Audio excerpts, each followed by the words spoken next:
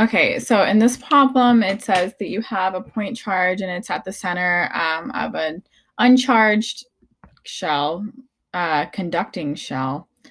So it's thin, but like it's usually good to draw conductors with some dimensionality because there's like the inner charge and outer charge, just kind of anticipating that.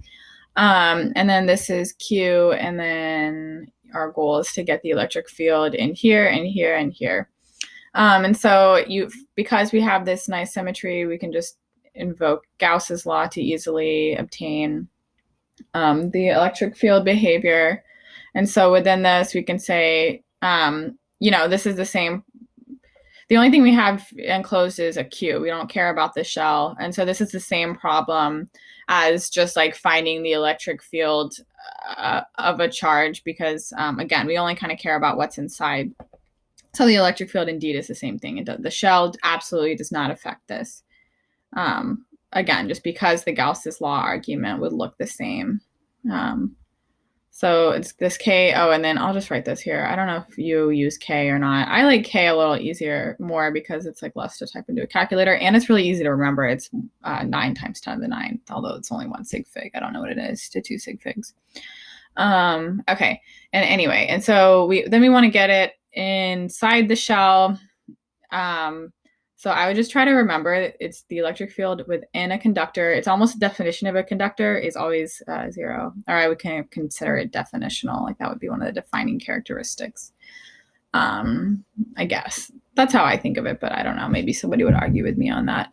And then beyond the shell, again, if you draw your Gaussian surface like this, I won't finish it or else it's going to make it look really messy.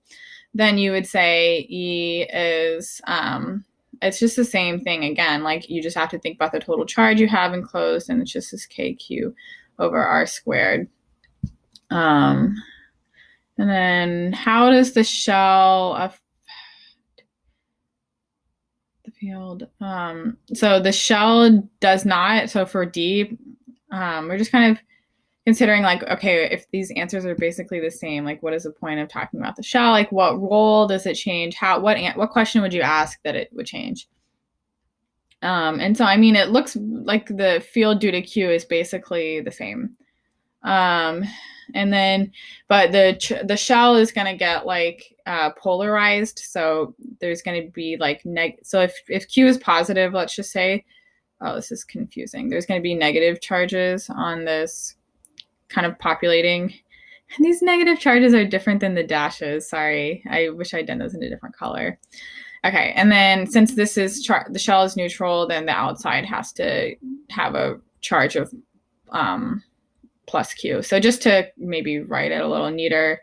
So here is our plus Q, and then the total on the inner surface of the shell is minus Q, and then the total on the outer surface of the shell, because it's neutral, is plus Q.